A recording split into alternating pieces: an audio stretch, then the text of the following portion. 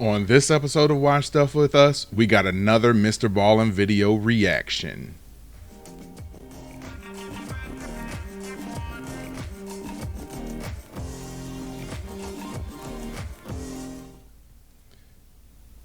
Thanks for tuning in to another episode of Watch Stuff With Us. I'm JD, and today I will be reacting to another MrBallen video. This one is entitled "The Creepiest Room in Middle America Leaves Detectives Shook," and it says mature audiences only. So, maybe this is going to be a little bit of a spicy one. But please hit that like button, hit the subscribe button, drop a comment below, and let me know what you think about this video and how you would react to it once you saw it. So, let's get into this video and see what MrBallen is bringing today.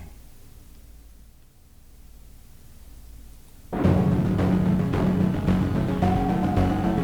like reacting to these videos, man. Like, some of them are better than other ones, so I hope this one is like a really good one. I like the title though, "Take My Soul." On the afternoon of July 18th, 1997, a man was driving down a road surrounded on both sides by trees in a rural part of Wisconsin called Douglas County. There were no other cars on the road, and so this guy was driving pretty fast. And as he rounded this bend in the road, something out the passenger side window on the side of the road in the grass caught his eye. He couldn't tell what it was, but it was a pretty big object, and after he drove right past it, he just couldn't stop thinking about it. Like, whatever it was, it just seemed out of place. And so for whatever reason, this man felt compelled to actually stop and go see what it was. MrBallen needs a shave. I'm sorry. That's all.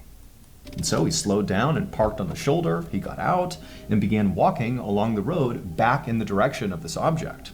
And as he got closer, he began to see this object again in the shoulder of the road, and it was sort of obscured by grass and other things, so he couldn't see what it was. But as he got closer, he saw the object was pretty big and it was all white. And as he took a few more steps and got within maybe 20 or 30 feet, he finally got a better look at this object, and he just froze. Because the object was a man wearing all white, a white suit, a white belt, white shoes, all white, and he was laying on the side of the road just totally motionless. And for a second, the driver thought, maybe this guy is sleeping. But after taking only a few more steps and getting a totally unobstructed view at this guy, he saw there was a gaping hole in this man's chest. He was obviously dead. And so the driver turned around, ran back to his car, sped to the nearest house, and called 911. The next morning, a Douglas County detective... I don't know if I can handle finding a dead body. I'll just put that out there right now. Like, some people, this type of stuff is nothing for them, and especially people who work in law enforcement or like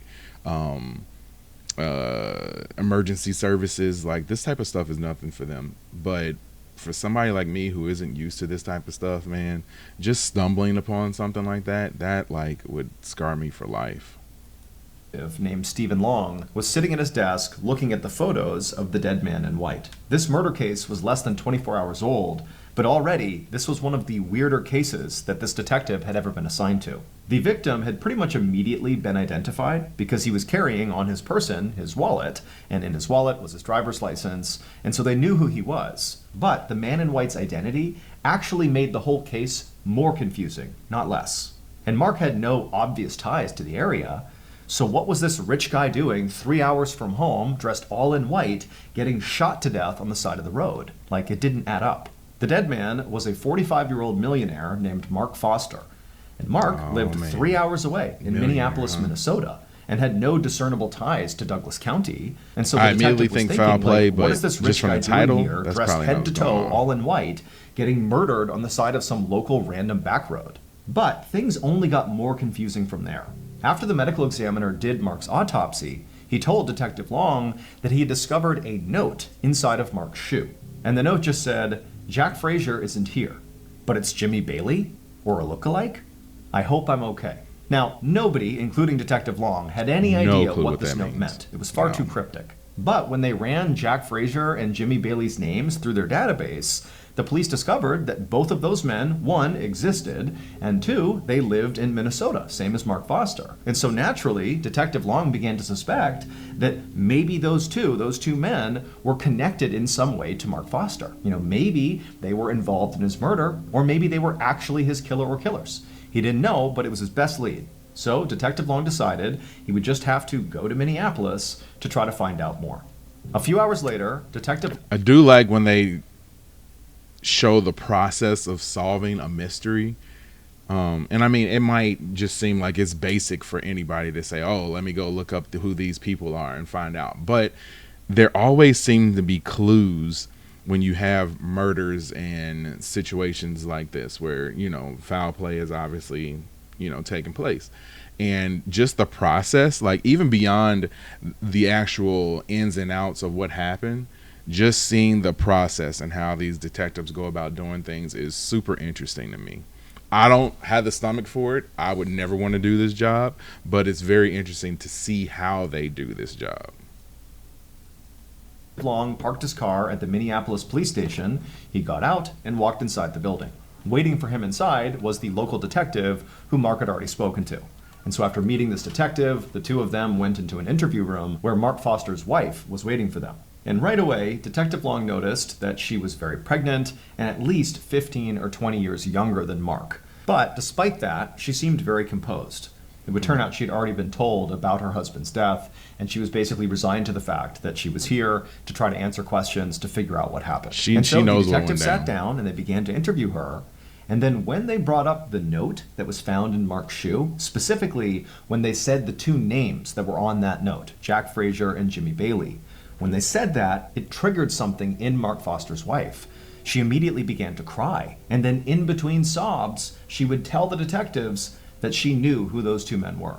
She told them that she had previously had relationships with both of them before marrying Mark. Oh. And she said after she married Mark, Jack and Jimmy became very jealous. They didn't like the idea that she had chosen Mark over them. And so she had always felt like those two. Okay, over them? Like, how are two exes gonna group up against a current boyfriend? Like, hey man, I can't have her, you can't have her either, but we're not gonna let her be with this other guy. Like, what type of depravity is that? Like, that is, oh man. Yeah, that's a something. That's a something. Jack and Jimmy sort of had it out for Mark as a result of this romantic rivalry. After the interview with Mark's wife ended, Romantic rivalry, Detective Long huh? began to think that, despite this case appearing on the surface to be very odd and confusing, that perhaps in reality, it was quite simple. Maybe Jimmy and Jack were so jealous of Mark that they killed Mark. I mean, based on what Mark's wife had just told them in the interview about them being romantic rivals of Mark, I'm guessing and also it's the not fact that that simple. note was in Mark's shoe and named those two men, it certainly seemed very possible.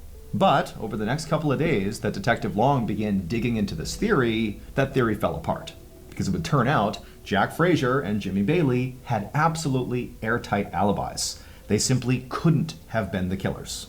Now, Detective Long was obviously Back to the frustrated. wife. He felt like he really had it here. Back to the But wife. he was not deterred. He decided his next move would be to try to better understand his victim. To this point, he had already interviewed a lot of Mark's friends and family, but something he had not done yet was simply go to Mark's house and have a look around. So Detective Long got a search warrant, and on July 29th, roughly a week after Mark was killed, Detective Long, along with another detective, pulled up in front of Mark Foster's large two-story home in the middle of a quiet suburban neighborhood. Now, from the outside, the home looked totally ordinary relative to its neighbors. But once they got inside the house, it was anything but. The detectives made their way up to the front door and knocked, and a few seconds later, Mark Foster's wife opened up the door and let them inside. And right away, Detective Long is looking around, and he's seeing all over the walls on the first floor of the house are these graphic pictures and paintings of naked people. And then in addition to that, on some of the coffee tables and various surfaces on the first floor, right when you walk in, are all these pornographic magazines and books everywhere. And Mark's wife didn't acknowledge any of it. Okay, so now we know the wife is definitely hiding some stuff and is likely in on whatever this creepy sort of fetish is. I don't know. Yeah, I don't know what this is yet. I was thinking maybe some sort of satanic worshiping or something like that, but I don't know. This one definitely has me intrigued more than any of the other ones I've watched as of late, because I feel like MrBallen videos have been kind of falling off, but this one kind of got me interested. So let's see what happens. She acted like it was completely normal to have all this stuff right in the front part of your house. And so the two detectives are looking at each other as, Mark's wife is leading them on this tour through the first floor. And at some point, Detective Long just said, hey, Mrs. Foster, why don't you have a seat on the couch and you just let us take a look around your house on our own? And so she said, okay. She sat down on the couch, and then the two detectives, they left the living room, went back to the front of the house, and made their way upstairs. And once they got upstairs, they found the master suite, and there was all this bondage gear inside. There were leather straps attached to the... Oh, man, and here we go. Here we go.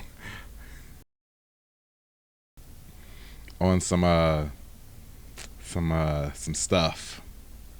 Some stuff. We'll just call it some stuff. Bedposts, there was whips and handcuffs. There was also additional pornographic material in there. But, considering what the detectives had seen downstairs, this sort of felt on par for this house. It was on brand for the house. Okay. But hey, you do you. I don't see anything wrong with this stuff necessarily. I wouldn't have, those types of pictures and stuff hanging up in my house. I wouldn't have those types of things on my bed. But if you do, go for it. And if you like it, I love it. That's what my parents have always said. If you like it, I love it. So, yeah, I'm cool with that. Not for me, but do what you need to do for you. I don't see any crimes yet. Haven't figured out a crime yet. Just got a weird house. And so after searching the other bedrooms and other rooms on the second floor and finding more pornographic material basically everywhere, the detectives found their way back to the hallway in the second floor, and they noticed there was a rope hanging down from the ceiling, and it was attached to the pull door that led to the attic. And so the two detectives, they walked over, they pulled the rope down, it revealed this fold-out set of stairs that came down from the attic, and once those were in place, the two detectives began climbing up. And once they got up there, they discovered that this attic was not a storage space, like many attics are in American homes. Instead, this attic was a fully functional room that sort of resembled like a satanic dungeon of sorts. I knew it. I knew it. And there were all these burned out candles all over the place, Yep. and tarot I cards knew they were littering on the floor. some And on the back occult of the type attic, stuff, basically man. all the way on the other side, there was what appeared to be an altar that sort of overlooked the entire room. And on the altar were more candles, and there was a voodoo doll. It's totally creepy, and the two detectives are looking at each other like, what's going on here? All right, so the wife is the prime suspect at this point. Like she knows far more than what she's led on to. And for her to get all upset about those initial guys being a part of it, that looks to have been an act. So, yeah, she knows more than she's letting on. And so the detectives, they climbed all the way into the attic and then slowly began walking across towards the altar. And when they got close enough to actually see the altar up close, they just froze. Because sitting on the altar, in addition to the candles and the voodoo doll, were two business cards. Their own business cards. Oh. Hey, it's Mr. Ballen here. Oh. That's wild. Now, did those business cards make it there after they had talked to the wife, or were they there and had been there for a while? Like, I think that's the key question at this point. But like, either way, that's wild. If I found my stuff at that place, I'd be like, yo, hold on now. we got to get this figured out, because I ain't trying to be a part of this. But obviously somebody wants them to be a part of this. Or on Spotify. Support MrBallen.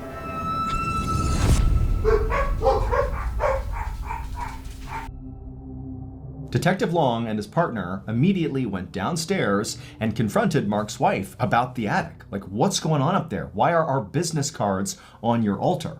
But Mark's wife, the second that attic was mentioned, went silent. She refused to speak about anything to do with the attic. And so after a minute, realizing this conversation was going nowhere, Detective Long and his partner called for backup. And as they waited for backup, the two of them stepped away from Mark's wife and began speculating like, Is this a cult? Was Mark a part of a cult that like ran it out of his attic? Like, what's going on here? And are we being targeted by the cult? Is that why our names are on the altar? Yeah, a few minutes later, backup arrived, and they would do a much more extensive search of the property.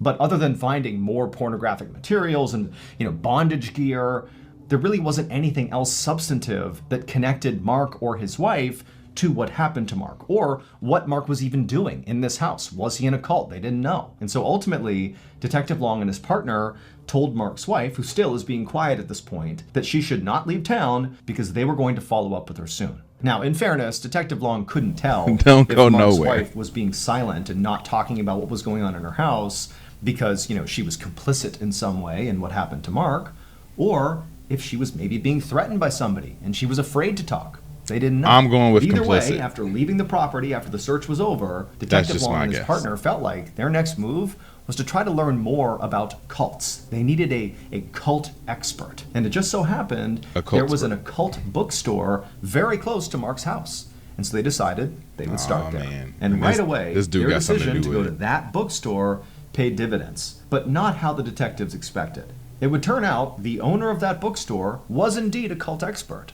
But much more importantly, and relevant to this case, he ran a cult. Was that the owner happened to personally know Mark Foster.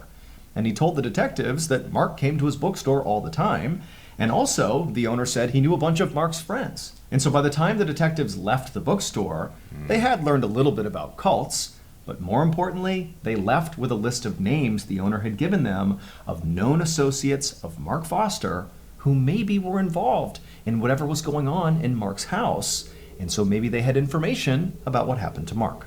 The detectives were... Hold on, man. Now, when you put this guy's face into the stuff that was tied in their attic and in the bedroom and all that stuff, he doesn't look like he strikes me as that type of... Or maybe he should. Maybe that's exactly the look of a person who would do that type of stuff. I don't know, but just to know that he was involved in that. I mean, he was a millionaire, so maybe the money did it for everybody involved. But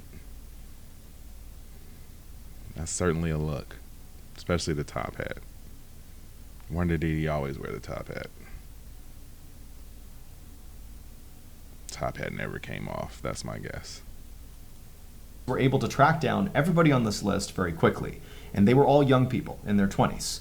And in each of the interviews they conducted, each of these young people were very open about being in what they called a religious group that they said Mark was a part of as well. Now, the detectives theorized that this religious group was very likely a cult, like they believed, but they didn't call it a cult. They called it a group. But the detectives didn't let up. They kept pressing these people until eventually a new name surfaced, Greg Freisner. Now, none of these people said Greg was in charge of the cult. Instead, they just sort of said, well, talk to Greg if you want more information about our group. The detectives naturally began to wonder if this Greg person was the cult leader, or maybe he was Mark's killer, or maybe he was both. But regardless, it seemed pretty apparent that they needed to talk to Greg because he might have more information about what happened to Mark. It took a few days, but the detectives were able to track Greg down, and they brought him in for an interview. And boy, oh boy, did Greg have a story to tell. Based on what Greg told the detectives, here is what happened to Mark on the day that he died, on July 18th, 1997. On that day, Greg Freisner met Mark Foster at Mark's home. And when Mark came outside, he was dressed head to toe in white, something he would do for special ceremonies. And so Mark, he came down the steps, didn't say a word to Greg. They went to Greg's car. Greg hopped in the driver's seat, and Mark climbed into the back seat. And before long, they took off and began driving northeast. And for hours, these two just drove in total silence. Mark just stared out the window, and Greg focused on driving. The only thing that happened during this multi-hour-long drive was at some point Mark pulled out a piece of paper from his coat pocket, and he wrote something on it, and then after staring at it, he kind of smiled and tucked it into his shoe. And then a little bit later, Greg pulled over on the side of the road in Douglas County, Wisconsin, on this random backcountry road. And as soon as they pulled over, again without saying anything, Greg and Mark got out of the car, and they went around to the back of the car where the trunk was. And the two men are kind of stretching, it's been a long drive, taking in the scenery. And then before long, Greg pops open the trunk, and in the trunk is a rifle. Neither men have any strong reaction to this. Greg just reaches down, pulls the rifle out, and Mark, calm as can be, just begins walking over to the side of the road, to the shoulder. And then once he got to the shoulder, Greg came over and stood right in front of him and just looked intently into Mark's eyes, looking for the signal. And at some point, after Mark kind of composed himself, he nodded at Greg. At which point Greg raised that rifle, placed the barrel directly on Mark's chest, and fired. Mark crumpled to the ground, and he laid there for a second just moaning horribly, and Greg just stood over him watching until finally Mark went silent and died, at which point Greg casually went back to his car, got inside, and drove home. The only time he stopped was to throw his rifle into a nearby river. But once Greg got home, he was overjoyed because he knew the sacred ritual he had just carried out with Mark had been a total success. It had gone exactly to plan. It would turn out Mark Foster was absolutely a member of that religious group, the cult, if you will. Except he was not just a member. He was the cult's leader. And Mark is the one who orchestrated his own death. However, Mark did not view his death as him actually dying. Quite the opposite. We celebrate life as we celebrate death. Death is nothing to be afraid of. Death is a great crossroads, a change in attitude, a change in longitude, a change in the way that we perceive our spirit. When we reach I mean, hey, if you want to believe that, that's fine. I'm not trying to go there at any point before I need to, so I'm definitely not going to choose to go that route. I mean, that's a cool way of thinking, like, what it is when you pass away, but I'm not gonna make myself pass away in order to get to this change in attitude and altitude. I'm good. I like my altitude where it's at. Here on this plane. that porthole, they'll ring some golden bells. He believed that what he and Greg, his most devout follower, were going to do, this sacred ritual, was after Greg fires the shot into his chest and ends this body's life, that his soul, his consciousness, and his power will be transferred into Greg. Basically, his soul will go into Greg. And Mark believed once this transfer happened, that basically he would be immortal, that his soul would never die. It would stay in Greg and then maybe at some point get transferred to somebody else, but basically he would be here forever. The bizarre note that was found in Mark's shoe, the note that he wrote and stuffed in there, that note was designed to throw police off the trail. Mm-hmm. He knew that he was having Greg murder him, again, for this ritual, but he wanted to make sure Greg didn't get caught. And so he wrote on the note, very specifically, Jack Frazier and Jimmy Bailey. Those two people he hated. He hated that they had been in past relationships with his wife, and they hated him. And so he figured if he was going to create a scapegoat for his murder, who better than his romantic rivals? They had nothing to do with it. He just named them in that cryptic note to get them in trouble. As for all the pornography and bondage gear that was found inside of Mark's home, well, that all played a role in Mark's cult as well. He was a firm believer that the more sex he had with his followers, often multiple followers at the same time, the more powerful he would become. As for the detective's business cards found on the altar up in the attic, isn't that always how it goes with these cult leaders? Like they end up being a participant in activities like this. Like, where do they find these people at? Like, how do these people get persuaded enough to do these things? Like I want to say gullible, but like it goes beyond that, because there's no way that you could pass, like, okay, just say like you know you're a random person and me and my wife come up to you and say, we want you to be part of this group and this is what we do. And it's one thing to be a part of those types of things, but then when it bridges over from just the interaction, we'll call it interaction part, but into the cult type stuff, like you gotta ask for your out at a certain point. But it seems like these people are like cool with it, and they're young too. Like I don't know. I end a lot of these discussions and videos and reaction stuff with like I don't know, because I really don't. Just some odd people out there, I guess. those were very likely placed there by followers of Mark, so members of the cult, in an effort to potentially, thwart their efforts to solve the case. They might have believed that by placing those on there and performing various rituals, that somehow would prevent them from solving the case. We don't know for sure. That's the theory around why they were there, but obviously that didn't work because the detectives solved the case. Greg Freisner would ultimately be found guilty for playing a role in Mark's death. He obviously was the trigger man, and so he was sentenced to 10 years in prison. As for Mark's wife, although she definitely knew about the cult and may have been a participant, there was never any evidence that actually connected her to Mark's murder. And so she was never charged with any crime. You can't tell me she didn't know. She knew. And yeah, maybe she didn't get charged with anything, but she knew for sure. And that's I guess she shouldn't get in trouble for knowing what the plan was, but you can't tell me that she didn't play any sort of part in this. Any sort of part.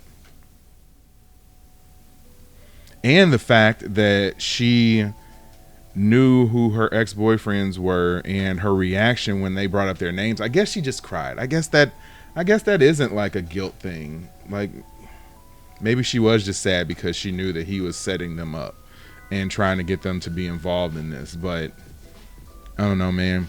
I feel like she probably knew a little bit more, maybe got away with a little bit more. I wonder what happened to his money in a situation like that. Like, does she inherit that money?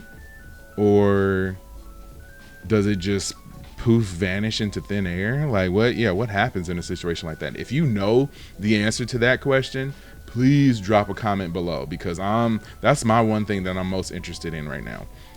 What happened after that was over? Like, what happens to the money in a situation like that, where you had somebody who was basically offed and but they did it on purpose? So yeah.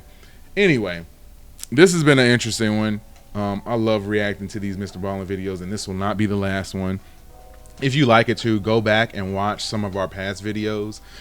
Me and my wife have reacted to a bunch of MrBallen stuff before, so drop a comment, hit that like button, hit the subscribe button, hit that notification bell, because like I said before, in 2025 we will be going live all the time. So please hit that notification bell on top of everything else so that you know each and every time we go live. So I will be back again soon, hopefully with Katie. But she's been super busy working, so hopefully I'll be back with her soon and we'll be able to react to these videos together. But until next time, it's been one. Peace.